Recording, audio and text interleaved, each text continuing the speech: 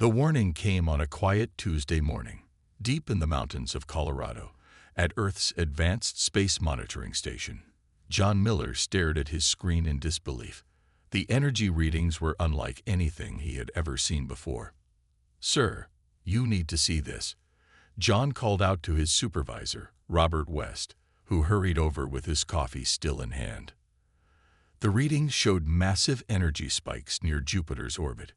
Whatever was out there, it was big, really big, and it was moving towards Earth with purpose. Within hours, every major observatory on Earth confirmed the same thing. A fleet of massive ships had entered the solar system. The ships moved in perfect formation, their metallic hulls gleaming under the distant sunlight. They were clearly not human-made. In Washington, D.C., the Earth Defense Council gathered for an emergency meeting. Representatives from every nation sat around a massive table, their faces pale with concern. General Laura Hayes, a battle-hardened veteran with gray hair and sharp eyes, stood at the front of the room. "Ladies and gentlemen," she said, her voice steady despite the situation, "we are no longer alone in the universe, and whoever they are, they've brought an army." As if on cue, every screen and device on Earth flickered to life. A tall figure appeared, humanoid, but definitely alien. He wore a dark uniform decorated with strange symbols. His skin had a slight bluish tint, and his eyes seemed to glow with an inner light. "People of Earth," the figure spoke in perfect English, "I am Admiral Reed of the Galactic Empire. Your planet has been chosen to join our great civilization. Resistance is not advised. We have conquered 10,000 worlds. Your primitive technology cannot hope to match ours." The transmission ended as suddenly as it had begun. The room erupted in chaos, but one voice cut through the noise. Major James Wilson, Earth's top military strategist, stood up. He was younger than most others in the room, but his reputation for brilliant tactical thinking had earned him his place at the table. "General Hayes," he said, pulling up data on the main screen, "I've been studying the Empire's conquest patterns. They always follow the same steps: show of force, quick invasion, minimal damage to infrastructure. They've never failed because no one has ever been ready for them." He zoomed in on a detailed analysis. "But they've never encountered Earth before. We have something unique: our history of warfare. We've spent thousands of years fighting each other, developing tactics, learning to think outside the box. Every terrain, every climate, every possible scenario. We've fought in it all." The room grew quiet as his words sank in. General Hayes nodded slowly, a small smile forming on her face. "So what you're saying, Major, is that our greatest weakness might actually be our greatest strength." "Exactly," Wilson replied. "They expect us to either surrender or fight conventionally. They don't know that humans wrote the book on unconventional warfare. Every guerrilla tactic, every resistance movement, every against all odds victory in history. That's our playbook."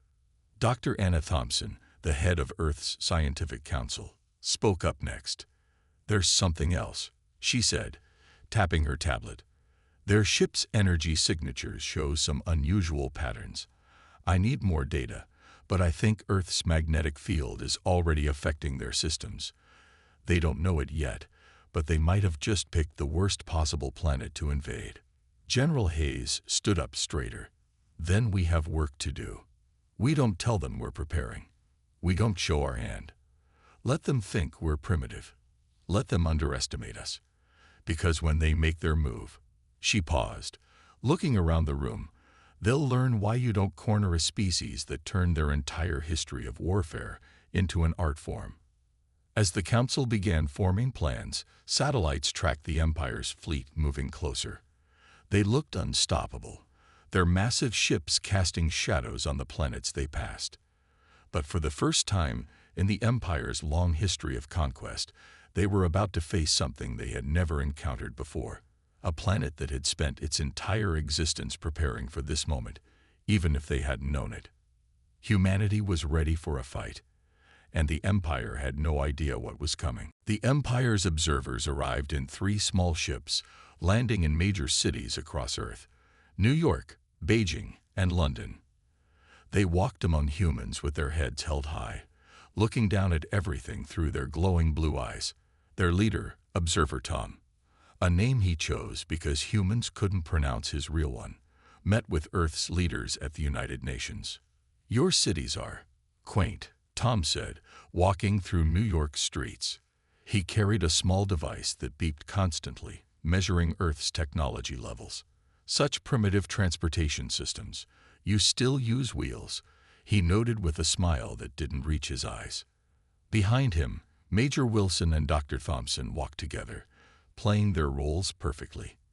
They acted impressed by everything the observer showed them, asking simple questions that made them seem harmless. But they weren't simple at all.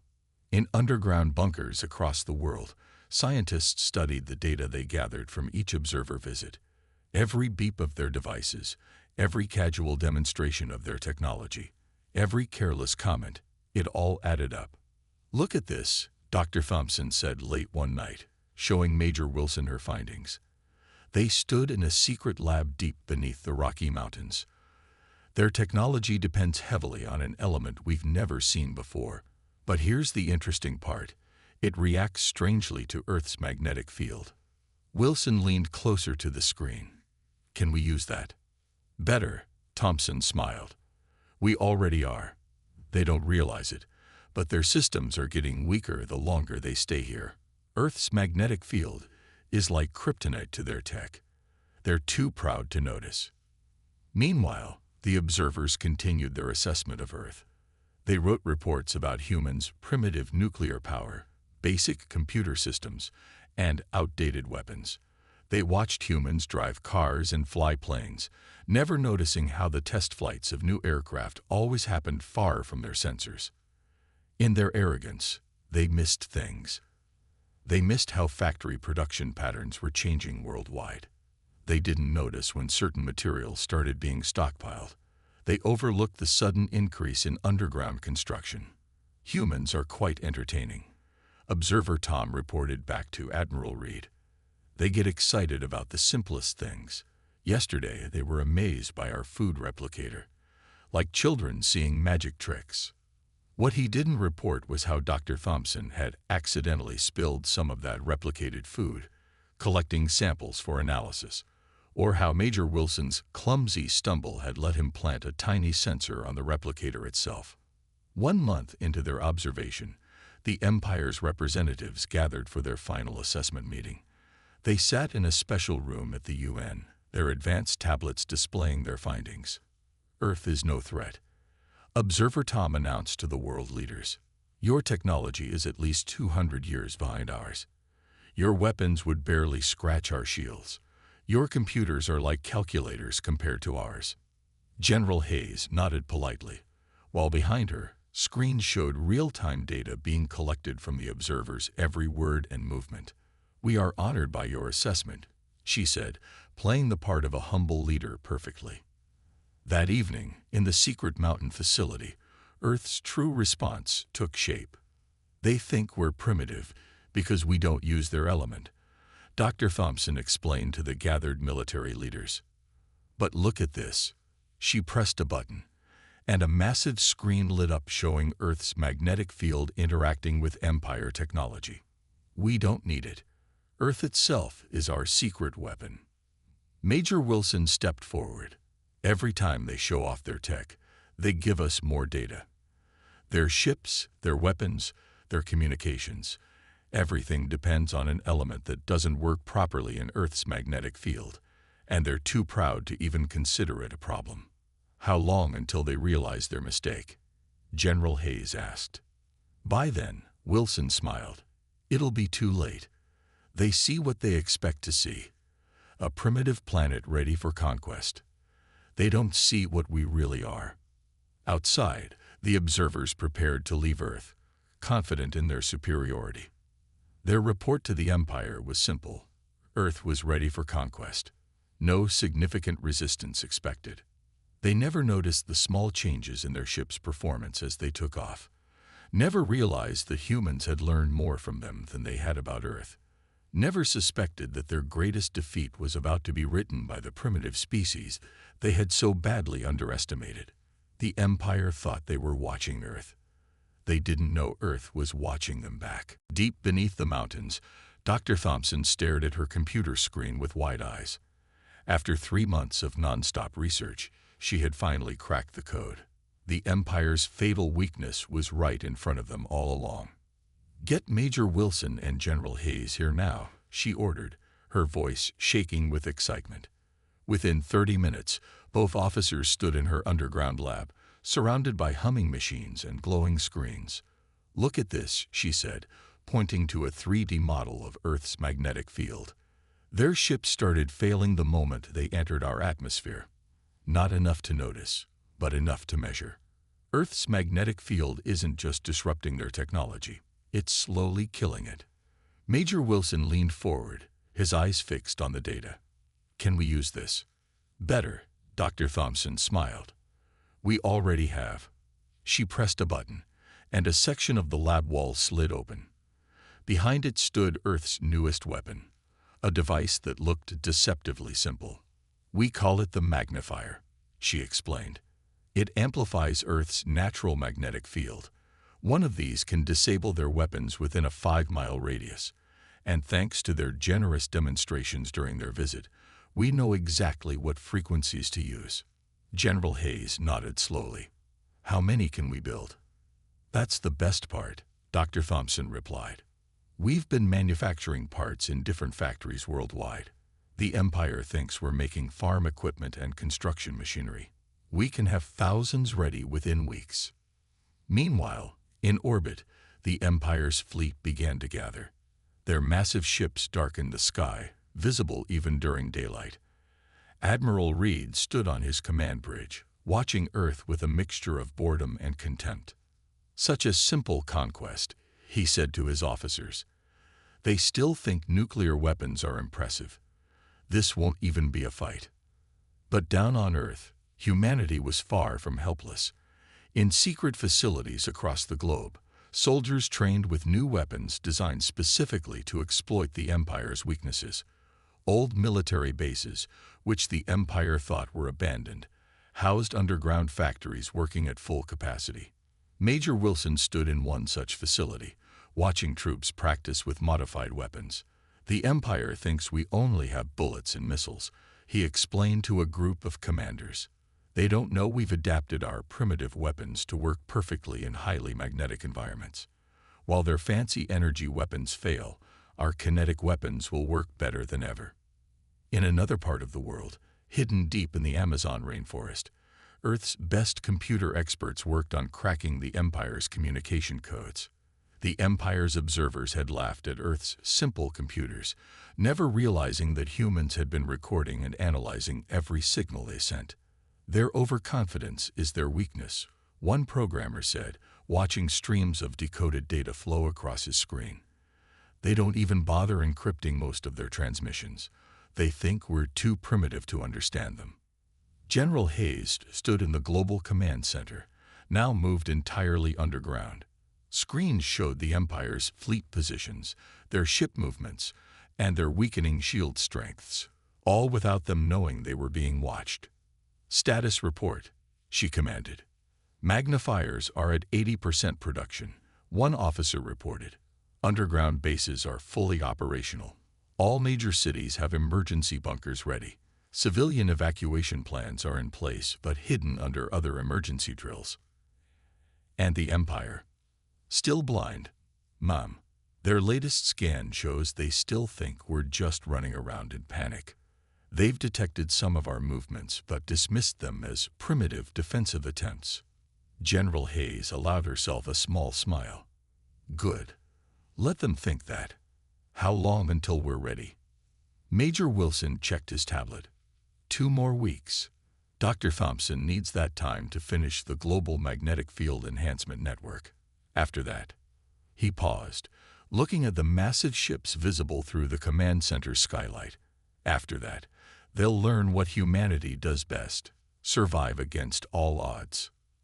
As the sun set on Earth that evening, Two very different preparations continued. In orbit, the Empire's fleet arranged itself for what they thought would be an easy conquest. On the surface, hidden from their arrogant gaze, humanity prepared to show the galaxy why Earth would never bow to tyrants. The Empire had conquered 1,000 worlds with their advanced technology, but they had never faced a species that turned their own pride against them. They had never faced humans.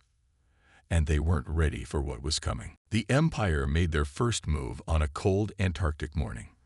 5 massive ships descended through the clouds, their engines humming with power as they approached the frozen continent. Admiral Reed had chosen this location carefully, or so he thought. A perfect spot for our first base, he said, watching from his command ship. No civilian population to deal with. No military installations nearby. Just ice and empty land. He couldn't have been more wrong. Deep beneath the Antarctic ice, in bunkers the Empire never detected, Major Wilson watched the ships approach on his screens. Around him, soldiers from 20 different nations stood ready. They had trained for this moment for months. All units in position. A voice crackled over the radio. Magnifiers are charged and ready. Wilson picked up his radio. Remember your training. Let them land first. Let them think they're safe. Then we show them why you don't invade Earth. The Empire's ships landed gracefully on the ice, their massive forms casting long shadows in the Antarctic sun. Doors opened, and Imperial troops marched out, their advanced armor gleaming. They began setting up their base, completely unaware of what waited beneath the ice. "Sir," one Imperial officer reported to his commander, "scanners show no human activity within 1,000 miles. The area is secure." The commander smiled. "Excellent. Begin Phase 1 of the installation. Admiral Reed wants this base operational within 24 hours. That's when Earth struck. Major Wilson pressed a button on his command console. Across the Antarctic landscape, hidden magnifiers activated. The effect was instant. Imperial equipment started failing. Their shields flickered and died. Communication devices went silent. "What's happening?" the Imperial commander demanded, watching his technology fail around him. "Report." But before anyone could answer, the ice itself seemed to come alive. Sections of snow lifted up, revealing hidden bunkers and weapon emplacements. Earth's soldiers, wearing white winter gear, emerged like ghosts from the landscape. "All units, engage," Wilson commanded. The Empire's troops found themselves in a nightmare. Their energy weapons, designed to work in space, sputtered uselessly in Earth's enhanced magnetic field. Meanwhile, Earth's primitive kinetic weapons worked perfectly. Bullets and missiles, specially designed to penetrate Imperial armor, found their marks with deadly accuracy. "Impossible," the Imperial commander shouted, watching his troops fall back in chaos. "They're savages. They can't have this kind of technology." Above, the Empire's ships tried to provide support, but their weapons systems were failing too. Earth's magnetic field, amplified by the magnifiers, turned their mighty vessels into little more than floating metal boxes. Dr. Thompson's voice came over Wilson's radio. "Major, their ship's power cores are destabilizing. Just as we predicted. They have to choose, retreat or crash." The Imperial forces made their choice. In a panic, they began rushing back to their ships. But Earth's forces weren't done yet. Special teams, trained for this exact moment, used the confusion to board one of the disabled vessels. "Admiral," an Imperial officer called from the bridge of Reed's command ship, "we've lost contact with Transport Ship 3. The humans. They've captured it." Admiral Reed's face turned pale as he watched the disaster unfold. In less than an hour, his simple base installation had turned into a complete rout. His troops were retreating in disorder. One ship was in enemy hands, and his mighty technology had been rendered useless by the very primitives he'd dismissed. Major Wilson stood on the ice, watching the Imperial ships flee into the sky. Around him, Earth's soldiers cheered. They had just done what no species had done in 1,000 years, defeated Imperial forces in direct combat. "Send word to General Hayes," he ordered. Operation Blindside was a complete success. We have their ship, their weapons, and most importantly, we have proof they can be beaten. As the sun set over Antarctica, Earth's forces began securing their prize, an Imperial vessel filled with the very technology the Empire had thought was beyond human understanding. But more important than the ship was what this victory meant. The Empire had made their first major mistake. They had shown the galaxy something it had never seen before: Imperial forces in retreat, running from the primitives they had come to conquer. The message was clear. Earth was not going to be another easy conquest. The real war was just beginning. The captured Imperial ship sat in a massive underground hangar beneath the Rocky Mountains. For 3 weeks, Earth's best scientists had worked non-stop to understand its secrets. Dr. Thompson hadn't left the hangar in days, her excitement growing with each new discovery. "Look at this," she told Major Wilson, pointing to the ship's engine core. "Their entire power system depends on an element they call star metal. But here's the beautiful part. It becomes unstable in strong magnetic fields. Earth's natural field was already affecting it, and our magnifiers turn it completely useless." Wilson walked around the massive engine. "Can we use their own technology against them?" "Even better," Dr. Thompson smiled, leading him to another part of the hangar. "We've created this." She pulled a cover off a large device. "It's a magnetic pulse cannon. It uses their own star metal to create a wave that will shut down any Imperial ship within range, and they'll never see it coming." Above ground, the situation had reached its breaking point. Admiral Reed, furious about the Antarctic defeat, had brought his entire fleet to Earth. 10,000 ships filled the sky, turning day into night. "Surrender now," his voice boomed across every communication channel on Earth, "or we will destroy your entire civilization. You have 1 hour to decide." In the Global Command Center, General Hayes stood calmly watching the tactical displays. Earth's preparations were complete. Every major city had magnetic shield generators hidden underground. The new pulse cannons were in position. Most importantly, humanity was ready.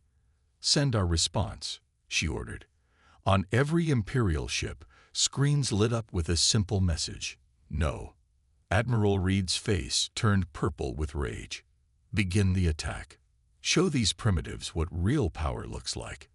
The Imperial fleet opened fire.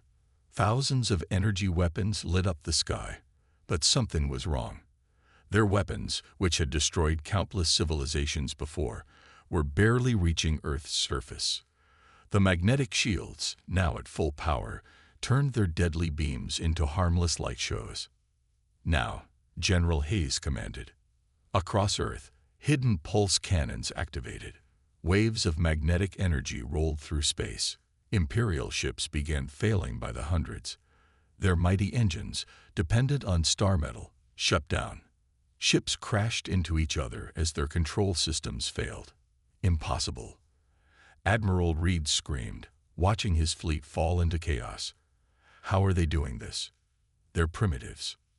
Major Wilson's voice came over every Imperial communication channel. "You made a mistake, Admiral. You thought technology meant civilization. You never understood that humanity's greatest weapon isn't our tools. It's our ability to adapt and overcome." On Earth's surface, military forces launched their counterattack. Fighters, specially designed to work without star metal, took off from hidden bases.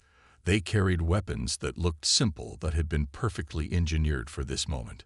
The space around Earth turned into a graveyard of Imperial ships. Some fled, their engines sputtering. Others crashed, their crews abandoning ship. The mighty fleet that had conquered 1,000 worlds was being torn apart by the very primitives they had come to conquer. Dr. Thompson watched from her command station as her magnetic pulse cannons did their work. "Their entire fleet is built around a fatal flaw," she said to her team. "They never imagined someone could turn their greatest strength into their greatest weakness." In orbit, Admiral Reed's command ship was one of the last still functioning. He watched in horror as Earth's fighters surrounded his remaining fleet. His mighty empire, which had never known defeat, was being humiliated by a species that hadn't even reached the stars yet. "How?" he whispered. "How did primitives beat us?" The answer came from General Hayes herself, broadcasting on all channels. "Because you forgot the most important rule of warfare. Never underestimate your enemy. Earth doesn't bow to tyrants. We never have, and we never will."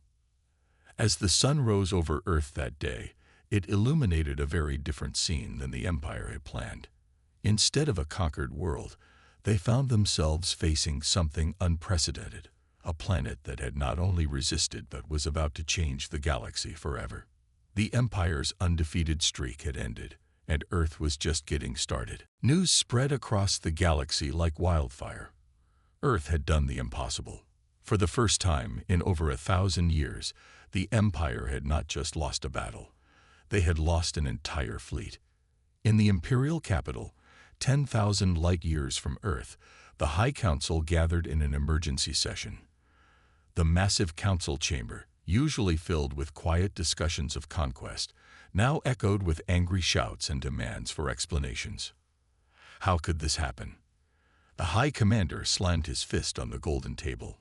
"One primitive planet has destroyed our best fleet." Admiral Reeves stood before them, his once proud uniform now stripped of medals. They tricked us," he stammered. "We thought they were simple savages, but they turned our own technology against us." Meanwhile, back on Earth, humanity was busy changing the rules of galactic warfare. Dr. Thompson and her team worked around the clock, studying the captured Imperial ships and sharing their findings with resistance movements on other conquered worlds. "The Empire's weakness is now everyone's weapon," she explained during a global broadcast. "We've found a way to make simple magnetic pulse generators using materials available on most planets. Any world can build them. Any people can fight back." Major Wilson, now promoted to colonel, led the effort to train freedom fighters from other worlds.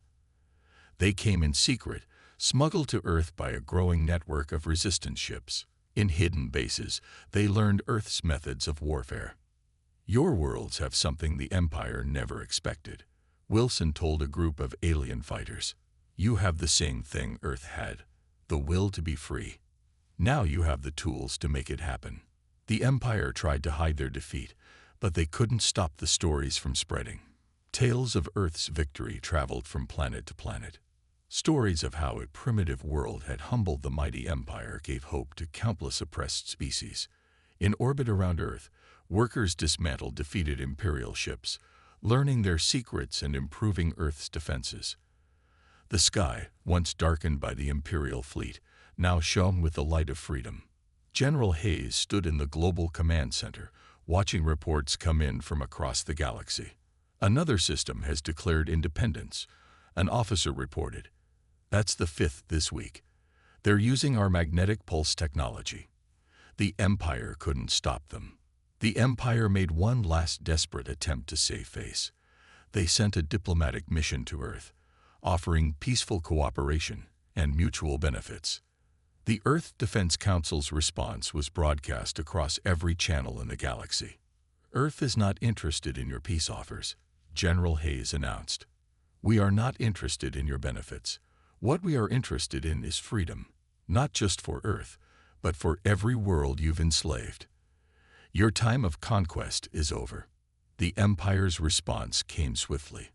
They declared Earth a prohibited zone, a place too dangerous for Imperial ships to approach. They claimed it was to protect the galaxy from Earth's primitive violence. Everyone knew the truth. The Empire was afraid. Dr. Thompson looked at the declaration and laughed. "They're trying to isolate us, but they're too late. Our magnetic pulse technology has already spread too far. You can't stop an idea whose time has come." Across the galaxy, more worlds began to resist. The Empire's ships, once symbols of unstoppable power, now avoided confrontation. Their star metal technology, once their greatest strength, had become their greatest weakness. "This is just the beginning," Colonel Wilson told Earth's leaders. "We've shown the galaxy something they had forgotten. Tyranny isn't invincible. Even the mightiest empire can fall if people stand together. As the Earth Defense Council met to discuss the future, a message arrived from a distant star system. Its people had just overthrown their imperial governors using Earth's techniques. They ended their message with words that would soon become famous across the galaxy. Thank you, Earth. You taught us that being primitive isn't about your technology. It's about allowing yourself to be conquered. We will never be primitive again. The Empire's grip on the galaxy was slipping, one world at a time. And it had all started because they made one simple mistake. They thought Earth would be an easy conquest. They had never been more wrong. 5 years after Earth's historic victory, the galaxy had changed forever. The once mighty empire now controlled only a fraction of its former territory. Where their golden ships once ruled unopposed, new flags of freedom flew proudly. On Earth, the global space center buzzed with activity. Representatives from 100 freed worlds gathered for the first Galactic Freedom Summit. The main hall, built from recycled Imperial ship parts, sparkled under Earth's sunlight. Dr. Thompson, now head of Earth's Interstellar Science Division, stood at the podium. Behind her, a massive screen showed real-time images of Empire territories turning free, like lights switching on in the darkness. Today marks another milestone, she announced. The Centauri systems have broken free. The Empire's hold on the galaxy is down to just 20% of what it once was, and it's shrinking every day. In the audience, Colonel Wilson sat next to General Hayes, both now legendary figures across the galaxy. They watched as former Imperial slaves, now leaders of their own free worlds, shared stories of liberation. Remember when they called us primitive? Wilson whispered to Hayes. She smiled. Being primitive saved the galaxy. We were too simple to know we couldn't win. Earth had become more than just a planet. It had become a symbol. The world that said no to the Empire now served as a beacon of hope. Ships from across the galaxy came to Earth, not as conquerors but as students and allies.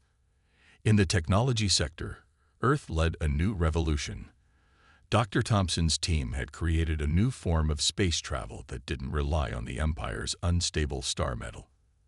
They called it the Freedom Drive. Reliable, simple, and impossible for the Empire to disable. The age of Imperial technology is ending, Dr. Thompson explained to a group of alien scientists. Together, we're building something better, something that can't be turned into a weapon of control. The Empire made one final attempt to regain their power. They launched a desperate attack on Earth's allies, hoping to show they were still strong. The response came not just from Earth, but from every free world in the galaxy. The Empire still doesn't understand, Colonel Wilson said, watching the Imperial forces retreat yet again. They think power comes from having the biggest ships or the most advanced weapons. Real power comes from people standing together. In the former Imperial capital, now renamed Free City, the last Imperial High Commander signed the final surrender document. The Empire wouldn't be destroyed. That wasn't Earth's way. Instead, they would be contained, limited to their home systems, prevented from ever threatening the galaxy again. General Hayes stood watching the ceremony on the main screen in Earth's command center. They called us Earth monkeys, she said to her staff. They thought we were just another primitive species to conquer. Instead, we became the Empire Breakers. But Earth's greatest victory wasn't military. Across the galaxy, different species began working together, sharing knowledge, building a new future. The Earth Defense Council became the Galactic Freedom Alliance, dedicated to protecting liberty everywhere. In schools across 1,000 worlds, children learned the story. How one primitive planet had dared to say no to the greatest empire in history, and in doing so, had freed the galaxy. Dr. Thompson, speaking at the closing of the Freedom Summit, summed up Earth's journey.